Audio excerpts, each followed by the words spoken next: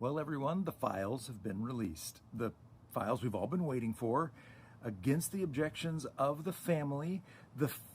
Wait a minute. Oh, I'm sorry. It was the Martin Luther King files. Weren't we all waiting for the... No. It was, see how easily we get distracted? The theme of today's show, in case you haven't guessed, is Lucy and the football.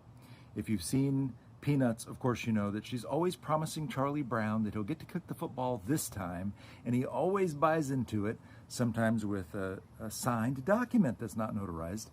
But then she always pulls it away at the last minute, and he goes flying on his back, and boom, and he's embarrassed because he fell for it for the 4 millionth time. This is what we're doing, right? So Trump says, well, I've ordered the FBI to release these. And White House Barbie says, well, don't ask me, ask the FBI, ask Pam Bondi why they haven't released the files. We know why Pam Bondi's going to make sure those files don't get released. So then we get the news that Ghislaine Maxwell, who was the woman who was the go-between between Mar-a-Lago and Epstein's Island of children who were being trafficked for sex, working out of Mar-a-Lago, by the way, is going to be allowed to be interviewed. But before that, Assistant Attorney General Todd Blanche is going to meet with her. Now, Todd Blanche is one of Trump's longtime fixers. He's going in to make sure that he knows what she's going to say, and they're going to work out a deal. I don't know if this will work as well as Trump's other deals, but if it does, she'll spill everything. So something's going to be worked out to where she's only going to say whatever the administration wants her to say. Lucy, football. The effect that this is going to have is even Republicans are starting to turn their backs on the president with this kind of scandal going on because there's too much pressure from us. Good job, guys.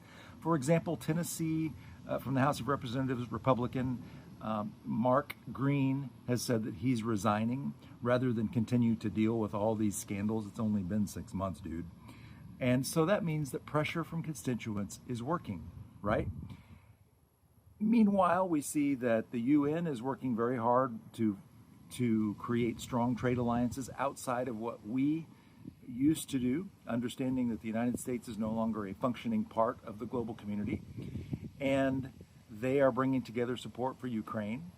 All these things that the United States used to do that we used to have standing for, that made us a lot of money and made us valuable trade partners, by the way, are now being taken away. And I also want to talk about Lisa Murkowski because you have these Republicans saying, well, we voted for the big, beautiful billionaire buffet, but we didn't really know what was in it. And Lisa Murkowski was promised that some of those things wouldn't affect Alaska, but then that promise was taken away. There's Lucy and the football, right? And you have like Josh Hawley, Mr. Scamper away from January 6th, in case they might have thought he was a Democrat, who is now introducing a bill to not cut back on Medicare and Social Security. We're going to vote for it. Then we're going to say we didn't know. Then we're going to try to do something performative to try to get rid of it that won't work. Because that's Project 2025 at work. Listen, folks, the pressure is working. Keep the pressure on. Somebody's going to cave on these Epstein files. We're going to find out who's in it sooner or later. Or Trump's going to pay a heavy price for not revealing that which he promised to reveal. Another promise not kept. Keep the pressure up. Keep calling your representatives. Let's keep doing everything we can do every day because it is working. As always, thanks for watching.